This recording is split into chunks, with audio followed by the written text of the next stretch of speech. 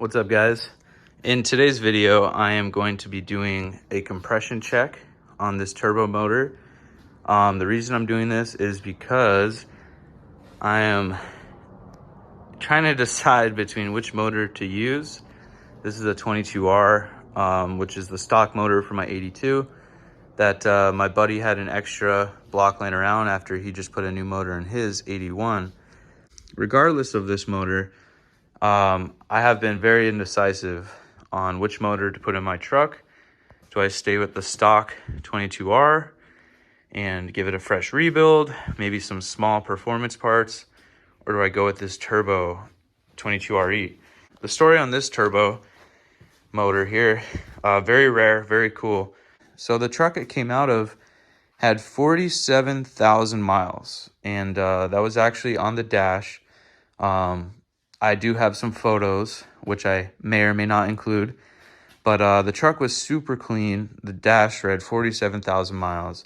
When I showed up to buy this motor, the ad for the motor claimed that it was rebuilt, which I thought, that's kind of strange. Why would you rebuild a motor with only 47,000 miles?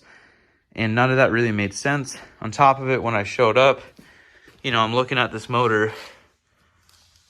I'm seeing oil leaks in some small spots, nothing serious, but, I'm looking at it and I'm like, yeah, this motor does not look like it was rebuilt recently. The story was that it was rebuilt 5,000 miles ago, and the previous owner put upgrades internally. That was kind of the rough story that I received. I get the motor, bring it home, start thinking about it. I'm like, there's no way this motor has that many miles. If it does, then I really got a gem. So I reach out to the mechanic who I bought the motor off of. I didn't buy it from the owner. And I say, hey, can I get the VIN number of that truck? He sent it to me and I ran it. So based on the history report that I read online on autocheck.com, this motor has somewhere around, I would assume, 180,000 miles. And the reason for that is that years ago, it was clocked in at the DMV at 130. And then the next time it came in, it was at 32. My thought behind this motor was that I'm assuming the owner, whoever rolled back the odometer, did it when they rebuilt the motor. That's if the motor was rebuilt. What I'm going to do now is a compression check, right? Because we really don't know how many miles this motor has, but if it was rebuilt, we're going to find out. If it wasn't, we'll find out. So I'm going to do a compression check on this motor, and that will give us a better idea on, do we go with the turbo or do we go with the rebuilt 22R? So let's go ahead and do a compression check. I just removed all the spark plugs, so I'm getting ready here. Hopefully, we get some good compression readings. I'm not expecting anything crazy, being that it's cold and it's sat for a few weeks, not being ran. So anyway, do some compression checks, see how it comes out. All right, guys, I think I'm all set up and ready to go. I'll show you what we got.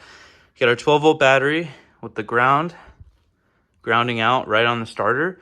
And then I got my remote starter switch here with one wire going to the solenoid and the other going to the positive. Also got cylinder 1 hooked up to the compression gauge. Let's see how it goes. Kind of nervous.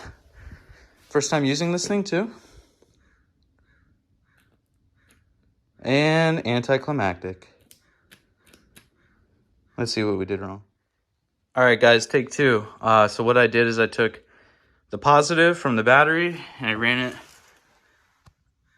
to where it would normally run. So now it's energized. So now it should fire. Oh. Ooh, something happened.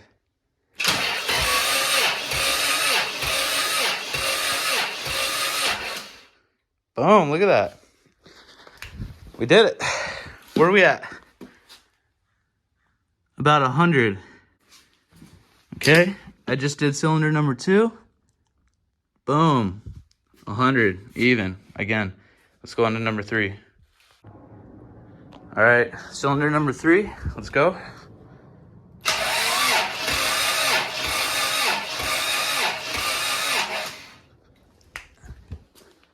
Look at that. So far, 3 cylinders, straight at 100. Let's go number 4. That one is maybe like barely below the other ones, but looks like we got 100 even on all 4. The normal PSI for these motors should be about 170 on a warm engine. So I'm trying to figure out how to get maybe a more accurate reading. So the next step is to throw some Marvel Mystery Oil into all the cylinders, crank it around a few times, let it get lubed, and then we'll go again. So we'll see what that produces and go from there. Also, I know you're supposed to do throttle open when you're doing the compression check, and as you see, I'm not touching the throttle. I'll try doing it again with the oil, and then I'll do a test with the throttle open to see if that makes a difference. All right, just put some oil in all the cylinders. Just put like a splash, nothing too serious.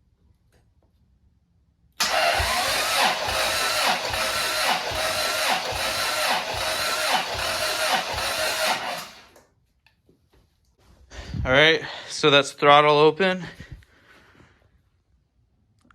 Almost 120, right below it. All right, and that is cylinder 2. And that is cylinder 3. All right, and this is cylinder 4. More like 100 PSI, or I'm sorry, 105. So, all right, let's talk about this for a sec. So when I first did the compression test, no throttle open, no oil in the cylinders, 100 PSI straight across.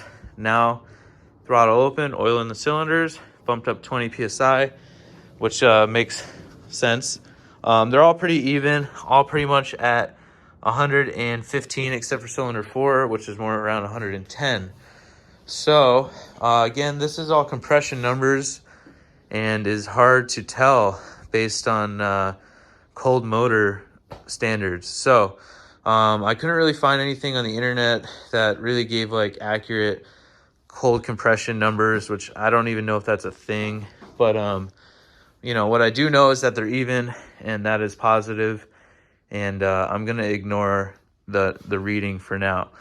So now I'm going to do a leak down test, and we can go through that. And then at the end, we can kind of compare what we find and see the overall condition of this motor, what I'm like thinking on, you know, my opinion on it.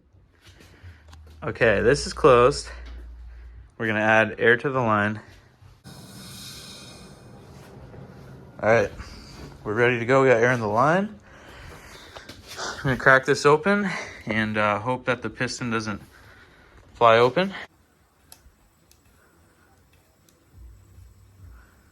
So far, so good.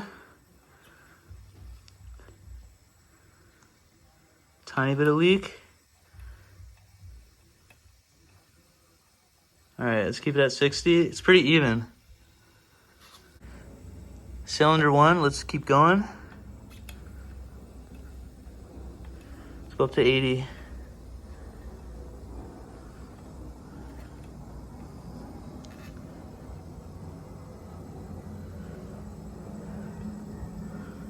Tiny bit of loss. All right, this is cylinder 4. Should be at top dead center. So far, looks like that's what we want. Let's see. Take it up to 80. 80 PSI. Oh, that's a fail. My tank, I guess, is a little low. All right, guys, here's cylinder 2. Looking pretty good. Maybe showing a 4% total leak. Let's kick it up to 80 for comparison. 76. just about. So far, everything's looking pretty even. So let's do cylinder 3 and then see. Okay, cylinder 3, here we go.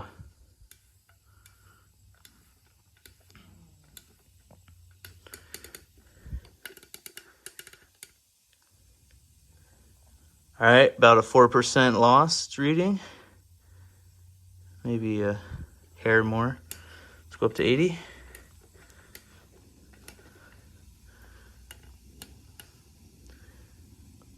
Only reading about 74 right there.